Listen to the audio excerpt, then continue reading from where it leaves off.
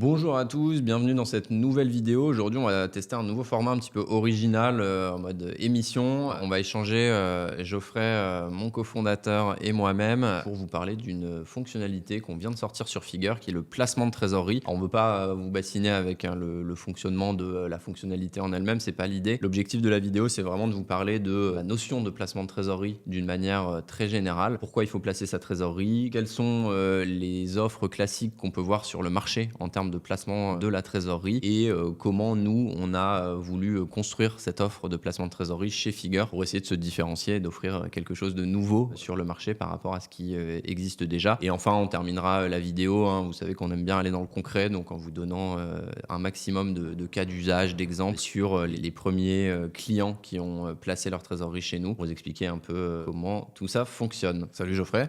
Salut François. Et bah let's go, rentrons directement dans le vif du sujet si ça te va. Est-ce que très globalement, je vais te poser la question et je vais y répondre aussi moi-même, pourquoi en gros selon toi il faut qu'une entreprise ait le réflexe de toujours placer sa trésorerie excédentaire? En fait, c'est un peu la même chose que pour les particuliers. En France, on est un peu des gros clients des livrets rémunérés, les livrets A, les LDD. Et en fait, on ne se pose pas la question. Hein, tous, on ne garde pas 50, 100 000 euros sur nos comptes courants. Enfin, j'espère, hein, ne le faites pas. Et pour les entreprises, en fait, on se rend compte qu'on ne fait pas la même chose. Hein, les entreprises, c'est beaucoup plus courant, notamment chez nos clients, de voir des sommes parfois significatives, importantes, voire pour les plus gros astronomiques, laissées sur des comptes courants. Or, on n'est plus en 2016 ou 2017, quand j'ai commencé ma carrière en tant qu'actuaire avec des taux négatifs. Là, maintenant, on a des taux qui sont de 2, 3, 4% et des inflations qui sont à peu près du même ordre de grandeur. Donc, ça veut dire quoi concrètement? Ça veut dire que si vous laissez 1 million d'euros sur un compte courant, en fait, en fin d'année, vous avez perdu 2%. C'est quand même dommage. Et on a tendance à dire que, enfin on a tendance à dire, en tout cas on se le dit entre nous, et on va l'expliquer que si on ne place pas sa trésorerie, c'est-à-dire que si on la laisse sur un compte courant, elle rémunère en fait la banque. Est-ce que c'est bien ça le raisonnement qu'il faut avoir? Ouais, c'est exactement ça. Alors, je ne vais pas faire un cours sur l'infrastructure et sur la façon dont les fonds sont déplacés au niveau européen, mais grosso modo, quand vous laissez des dépôts à la banque peut se rémunérer dessus. Donc, encore une fois, il y a quelques années, c'était un non-sujet puisque les taux étaient très faibles. Mais là, aujourd'hui, quand vous laissez votre million dans une grande banque, c'est grosso modo elle qui prend ces 2-3% que je mentionnais. Donc, vous lui versez déjà des fees souvent significatifs tous les mois. Ça ne sert à rien de lui donner en plus la rémunération de votre épargne. Oui, c'est dommage, effectivement, hein. Ce qu'on a tendance à dire, c'est que c'est votre trésor, donc rémunérez-la vous-même, tirez vous-même les intérêts de cette trésor-là. Et d'ailleurs, c'est intéressant parce que on voit apparaître, nous qui sommes dans le monde de la fintech, des produits, des solutions digitales B2B, on voit apparaître une grosse tendance à proposer des comptes bancaires embarqués. Évidemment, il y a un intérêt autour de l'expérience utilisateur qu'on arrive à créer, que la solution arrive à créer pour les dirigeants d'entreprise.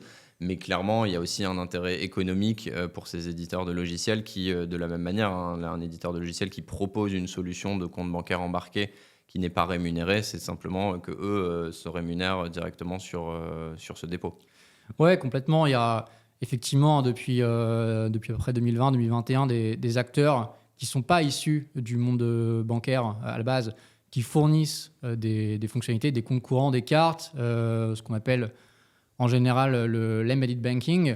Et donc, alors effectivement, il y a deux objectifs derrière cette proposition de valeur. La première, c'est de créer de l'usage, souvent des solutions qui ont pour volonté de devenir l'outil du quotidien des dirigeants. Et donc voilà, de créer de l'usage, de créer de la rétention. Et le deuxième objectif, c'est effectivement un objectif de monétisation, puisqu'ils vont se rémunérer à la fois sur les dépôts et sur les flux que vous allez effectuer sur leur carte. Alors, bon, ça c'est top, mais l'innovation, on aime bien aussi qu'elle redonne du pouvoir d'achat aux consommateurs, aux entreprises, et on passe à côté un peu de cette deuxième partie. Donc il serait temps de rétrocéder un peu de valeur aux entreprises. Qu'on donne un premier ordre de grandeur, on fera une simulation après sur un tableau un peu échelonné, mais l'ordre de grandeur, si sur un dépôt, on va dire, on va prendre un chiffre simple, 100 000 euros, je place 100 000 euros sur 12 mois en moyenne. Avec les taux actuels, je vais gagner quoi, 2000, 2500 euros, c'est ça? Ouais, c'est ça, entre 2000 Sur et de l'euro. 2500 euros sur de l'euro, effectivement, plutôt autour de 3 à 4 000 euros sur de l'USD. Et en fait, c'est un montant qui est déjà pas négligeable et c'est pas très compliqué de le mettre en place surtout. Mm. Donc dommage de ne pas le faire. Alors on va dérouler des cas d'usage et vous allez voir, hein, mais évidemment, si vous faites un simple produit en croix, bah, si vous placez 1 million d'euros, et si vous êtes une plus grosse PME avec plus de trésorerie, bah, les 2000, 2500 deviennent 20, 25 000 euros sur de l'euro. Donc là, ça commence à être des montants significatifs. On peut commencer à se payer des choses intéressantes à toutes les échelles avec les fonds placés. Et c'est vraiment, encore une fois, sans effort. C'est simplement la rémunération d'une trésorerie qui est la vôtre. On va essayer de dérouler maintenant les offres classiques qui peuvent exister, hein, parce que je veux dire, aujourd'hui on parle de placement de trésorerie, on n'a pas la prétention, nous, en arrivant sur ce sujet, d'avoir réinventé complètement le sujet. Donc peut-être ce qui serait intéressant, c'est de donner un panorama des solutions qui existent aujourd'hui en termes de placement de trésorerie, notamment proposées par les banques. Proposé par le banque et une bonne question également, c'est proposé à qui? Je pense que si on revient à la genèse du projet qui nous anime, hein, du projet Figure, nous, on est parti d'un constat simple qui était de dire sur les problématiques de gestion de trésorerie, et j'inclus dedans le placement et le financement, finalement, les grosses entreprises, elles sont toujours bien servies, elles ont accès à des dashboards clairs, à des produits de financement, des produits d'investissement relativement facilement, en tout cas facilement à leur échelle. Et par contre, les TPE et les PME, ce sont souvent les parents pauvres, puisque les montants sont simplement plus petits. Et donc, c'est plus compliqué de proposer. Une banque a plus de mal, en fait, typiquement, à proposer ce type de service parce que c'est moins rémunérateur, etc. Elle n'est pas assez efficace pour que ce soit intéressante, pour le dire autrement. Aujourd'hui, sur les petits clients, hein, donc les TPE, mais aussi les moyens, donc les PME, on va avoir finalement quoi? On va avoir le compte courant qui n'est pas rémunéré. Après, on va avoir des produits de compte à terme qui existent. Alors, je mets dans le même panier compte à terme et dépôt à terme. Alors, déjà, il faut savoir que contrairement au livret A, hein, typiquement qu'on connaît pour les particuliers, la structure d'un compte à terme, d'un dépôt à terme, elle est très variable en fait, d'une banque à l'autre. Les conditions d'entrée vont être très différentes. Vous allez avoir des montants minimums, vous allez avoir des conditions, des frais à la souscription. La liquidité va être très différente. Vous allez avoir certains acteurs qui vont proposer un retrait sous 30 jours, d'autres sous plusieurs mois. Vous allez avoir des pénalités potentiellement si vous retirez vos fonds en anticipé, c'est-à-dire que vous aviez un engagement sur 1 an, 2 ans, 3 ans. C'est ça les ordres de grandeur dont on parle. Et donc vous allez avoir des pénalités sur votre taux. Donc vous vous retrouvez à avoir un taux qui est minable si jamais vous cassez le contrat avant son terme, justement. Et ça, c'est d'un point de vue de placement financier. Je ne parle pas du tout de tout le côté un petit peu tout le côté chronophage, administratif que vous pouvez avoir dans la relation de votre banquier. Ça demande moult et moult itérations qui rallongent en fait d'autant le temps de mise en place et finalement qu'il y a un temps pendant lequel votre épargne ne travaille pas. Ouais, c'est ça. Nous, ce qu'on a vu, hein, quand on a étudié le sujet auprès de nos clients, dirigeants de PME, c'est que globalement, les dirigeants de PME connaissent et pour certains expérimentent ces produits de compte à terme, dépôt à terme, mais que tout le monde reproche à minima de la rigidité et assez souvent en fait, des situations où on est rapidement pénalisé, hein. On a vu beaucoup de dirigeants qui nous ont relaté des anecdotes du type bah ouais, j'avais placé des fonds sur un compte à terme, échéance 12 mois. Au bout de 6 mois, j'ai eu besoin de débloquer les fonds. Bon, ça arrive à tout le monde, c'est normal, c'est la vie d'une entreprise. En fait, au moment où j'ai fait ma demande, j'ai dû passer par tout un process de envoyer un mail à mon conseiller qui était en vacances. J'ai dû attendre qu'il revienne de vacances une semaine plus tard. Puis ensuite, il a transféré mon mail au bon service. Etc., etc. Bref, ça m'a pris 15 jours juste de valider ma demande et ensuite j'ai eu besoin de 30 jours pour acter le déblocage effectif des fonds. Donc en tout, il s'est passé 45 jours entre le moment où j'ai besoin de mes fonds et le moment où je les ai vraiment eus, ce qui est quand même assez problématique dans une situation comme ça. Et en plus, j'ai eu des pénalités par rapport au taux que j'avais eu initialement. Donc c'est ça qui est un peu dommage quand on parle de rigidité dans les produits classiques qui existent. Ouais, je pense que tu peux même aller encore plus loin, parce que je je pense qu'on pense au même exemple tous les deux. Il y avait eu, en plus de ça, donc en plus du taux pénalisé qui était un moins normal, il y avait eu quand même aussi deux gros problèmes. C'était que la banque avait eu le toupet de facturer des frais de découvert également. Donc là, concrètement, je ne vous fais pas un dessin, mais les 18 mois d'intérêt capitalisé du compte à terme du client, ils ont été soufflés par les agios, quoi. Et puis la deuxième, c'est aussi que d'un point de vue dirigeant, on passe un peu pour un crétin, hein, excusez-moi le terme, mais vous dites à vos employés que vous allez les payer le 4 du mois alors que vous êtes toujours rubis sur ongle le 28. Bon, c'est pas quelque chose qui tend à renforcer votre crédibilité, donc c'est un peu dommage d'en être là. Ouais. Ouais. Complètement. Donc, nous, c'est vraiment ce sujet-là qu'on a voulu adresser. Hein, c'est réussir à proposer un produit sans risque, ou en tout cas équivalent sans risque, mais en cassant cette contrainte, cette rigidité aux produits classiques qu'on peut voir sur le marché, donc notamment compte à terme, dépôt à terme. On ne parle pas des autres classes d'actifs. Typiquement, si vous avez l'habitude d'investir votre trésorerie sur des actifs plus risqués, type des actions, de l'equity, des actions, des cryptos ou ce genre de choses. Évidemment, c'est là pour le coup un autre sujet. Pour nous, c'est pas forcément le même sujet. Hein. Quand on parle de placement de trésorerie dans les PME, en général, les gens veulent juste optimiser les choses. Par contre, ils veulent pas s'amuser à faire de la spéculation ou à boursicoter d'une manière ou d'une autre. Ça, c'est le premier point. Le deuxième point, c'est il y a d'autres classes d'actifs. Ça, tu l'as évoqué, Geoffrey, tout à l'heure. Hein, les produits qu'on va appeler produits structurés, qui sont des produits financiers un peu plus sophistiqués qui vont être disponibles uniquement pour certaines classes de clients bancaires. Donc là, en général, ça va être pour les grosses PME qui vont commencer à faire au moins quelques dizaines de millions d'euros de chiffre d'affaires, minimum, grand minimum. Et ça, pareil, c'est des produits qui peuvent être super intéressants, mais qui sont réservés uniquement à une certaine classe d'entreprise. Ouais, complètement. En fait, je pense qu'on avait deux façons d'aborder ce problème quand on a voulu proposer autre chose sur le sujet du placement de trésorerie pour l'entreprise. Le premier, qui pour moi aurait été une erreur et qui est une erreur, c'est le fait de chercher à faire prendre des risques à nos clients pour hypothétiquement avoir un taux le plus rémunérateur possible. Mais en fait, voilà, nos clients, ils ont des sociétés opérationnelles. Hein, c'est pas des sociétés, c'est pas de holding financière, etc. Donc c'est pas le but en fait. Nos clients, ils génèrent du cash par leur activité opérationnelle. Et la vraie problématique, c'est cette trésorerie que j'ai, comment je la protège de l'inflation, et éventuellement comment je peux la faire fructifier un petit peu si elle est là pour un temps qui est un peu plus long. Alors, pour revenir aux bases, concrètement, qu'est-ce qu'on permet de faire ni plus ni moins que ce que des moyennes et grandes entreprises peuvent faire aujourd'hui, c'est-à-dire depuis leurs ERP, depuis leurs outils de gestion de trésorerie niveau entreprise, elles peuvent acheter des parts d'OPCVM monétaires. Donc, je ne veux pas faire un cours de finance compliqué à tout le monde, mais bon, grosso modo, les OPCVM monétaires, vous en avez différents types. C'est quoi à l'intérieur? Ce sont des actifs qui sont très peu risqués. Donc, en général, c'est des titres de dette sur des États. Donc, typiquement, sur l'euro, c'est de la France ou de l'Allemagne. Sur les États-Unis, sur l'USD, donc le dollar, c'est les États-Unis.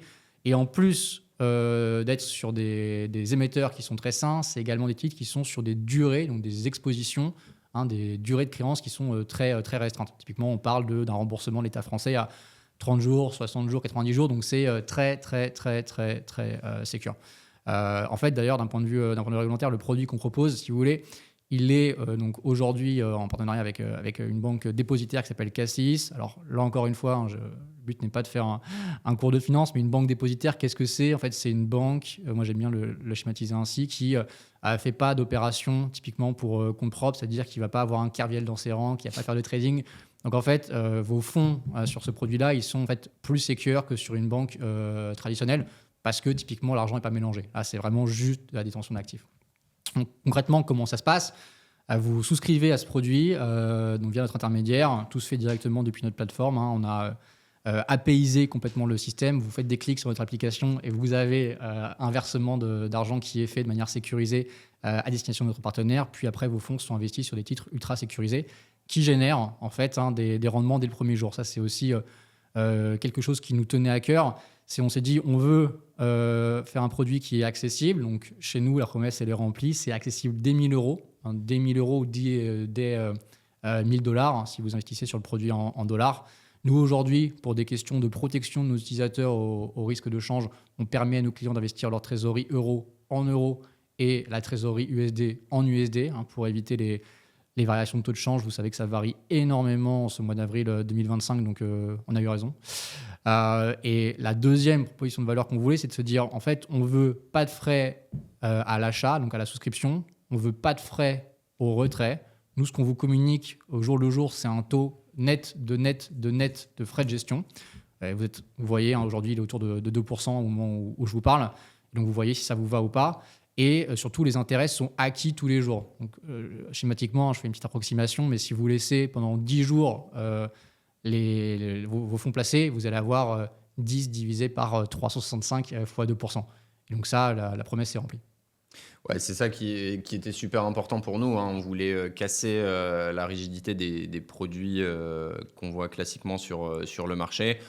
On est, si je remets le contexte, hein, chez Figure, on est une solution de gestion de trésorerie. Notre mission de base et de toujours, c'est d'aider les dirigeants de PME à fluidifier leur visibilité et les opérations sur leur trésorerie. Donc, on se voyait mal leur proposer un produit de placement qui bloque leur trésorerie, ce qui aurait défluidifié concrètement leur trésor. Donc là, ce qui fait qu'on est super content avec le produit qu'on propose, c'est que vraiment, en un clic, on dépose les fonds excédentaires depuis le compte courant vers le compte de placement. Ils sont rémunérés tous les jours. Et puis, dès qu'on en a besoin, en fait, en un clic, on fait le retrait et on les réinjecte dans, comme j'aime dire, dans le cycle d'exploitation pour remplir la mission principale de la PME qui est de gérer ses opérations, tout simplement. Ouais, effectivement. Et tu me donneras l'opportunité d'ajouter, je l'ai oublié dans mon énumération précédente, le dépôt et le retrait se font sous 24 heures ouvrées, hein, ce qui était un élément clé de la promesse qu'on voulait délivrer à nos utilisateurs et qu'on a réussi à faire. Ouais, complètement. Donc on va vous mettre là à l'écran une petite simulation de tableau, hein, mais vous voyez sur les taux qu'on a actuellement, alors attention, hein, c'est des taux qui peuvent bouger d'un jour à l'autre, mais globalement, vous voyez que sur ce qu'on s'était dit, sur 50 000 euros placés, on va être en euros aux alentours d'un gros 1000 euros de gagner sur l'année, hein. Je parle à chaque fois, si on suppose que le montant placé et le montant moyen placé sur les 12 mois de l'année. Donc, un peu plus de 1000 euros si vous placez 50 000 euros sur les 12 mois. Et puis ensuite, on fait un produit en croix, hein. Donc, je donne quelques exemples. 500 000 euros, ça va être un gros 10 000 euros. 1 million, ça va être 20-25 000 euros. Et ainsi de suite. Sur du dollar, on a un taux qui est aujourd'hui, tu as dit entre 3 et 4%, hein, c'est ça ? Oui, sur du dollar, c'est ça, à peu près 3,5, ouais. Voilà, donc sur 50 000 euros, on était à, c'est ça, 1500, 2000 euros. 500 000 euros, on va être à 20-30 000 euros, et ainsi de suite. Donc, on est vite sur des montants qui sont intéressants parce que, comme tu le disais, on est depuis quelques années revenu dans un environnement de taux qui est un peu plus élevé, qui bouge pas mal aussi, on va en reparler tout à l'heure.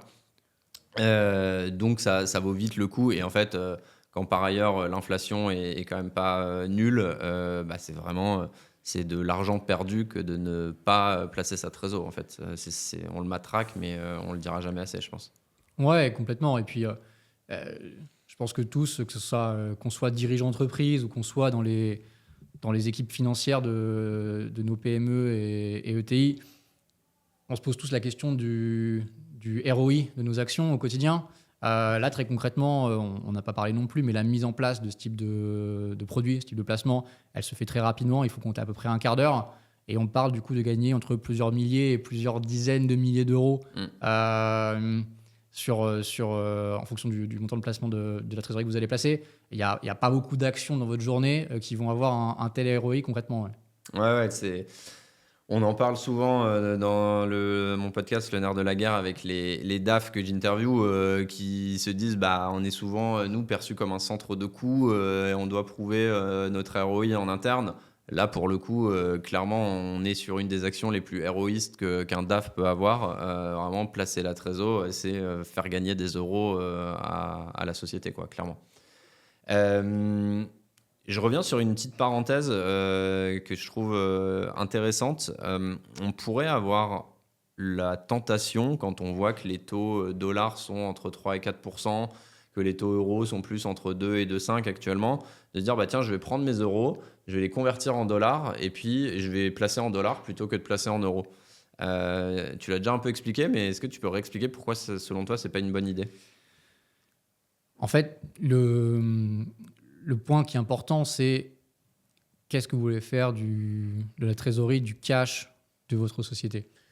À partir du moment où, si vous avez des euros, vous le placez en euros, c'est très bien. Si vous avez une activité opérationnelle qui génère des USD, ou alors que vous avez des dépenses en USD, vous pouvez également faire des placements en USD. Ça, y a pas de souci, c'est même sain. Par contre, quand votre activité principale elle est en euros et que vous voulez vous exposer en fait sur le dollar, concrètement, ce que ça veut dire, c'est quoi? C'est certes, vous allez jouir de taux qui vont être plus importants. Donc, je prends un exemple, imaginons, mais on se met dans un cas où le dollar euro, il est converti à un 10. Donc, on va dire un euro, ça vaut un 10 dollars. Donc, bon, ok, vous allez faire votre conversion, vous allez placer, vous allez générer un peu plus de taux, donc 4% au lieu de 3%.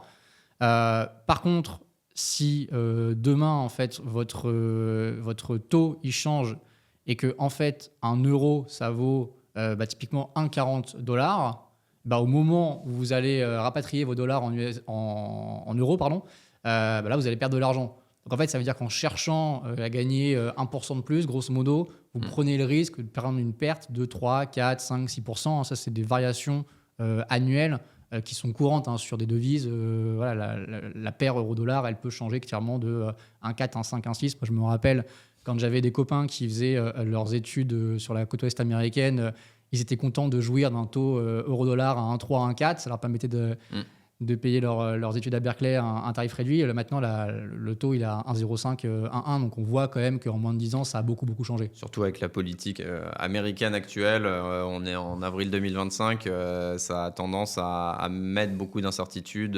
sur ces taux de change entre euros et dollars. Complètement.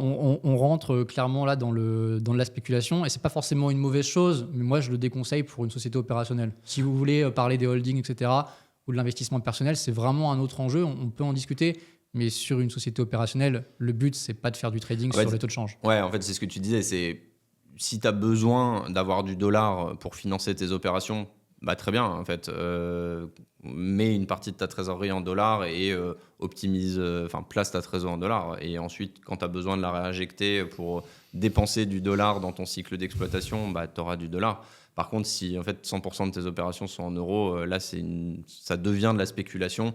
Et comme on l'a dit, nous, c'est vraiment pas notre reco sur du placement de trésor PME, quoi.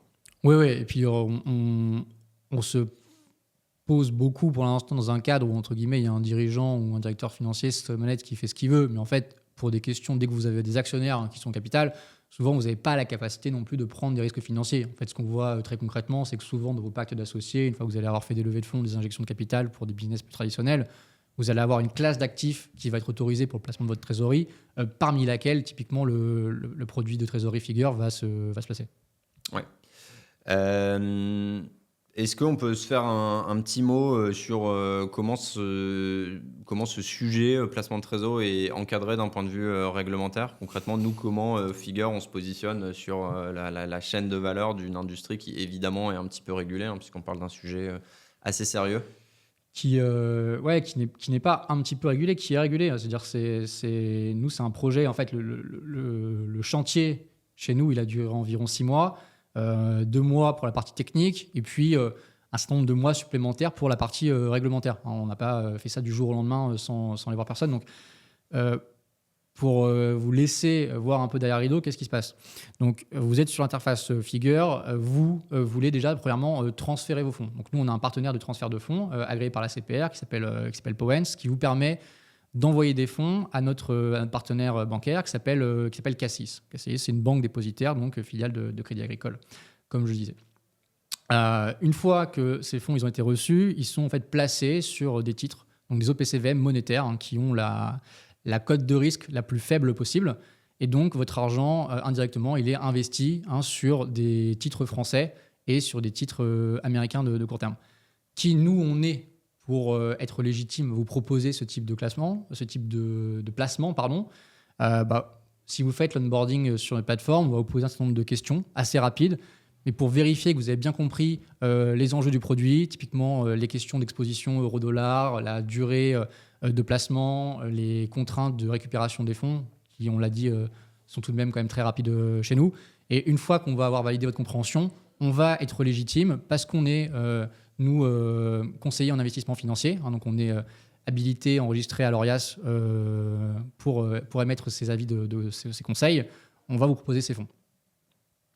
Ok, super clair. Pour terminer, et comme on l'avait annoncé au début, je te propose qu'on se prenne quelques cas d'usage qu'on trouve assez illustratifs chez les premiers utilisateurs de Figure qui ont placé leur trésor directement depuis Figure. Je te laisse prendre le premier. Ouais, complètement.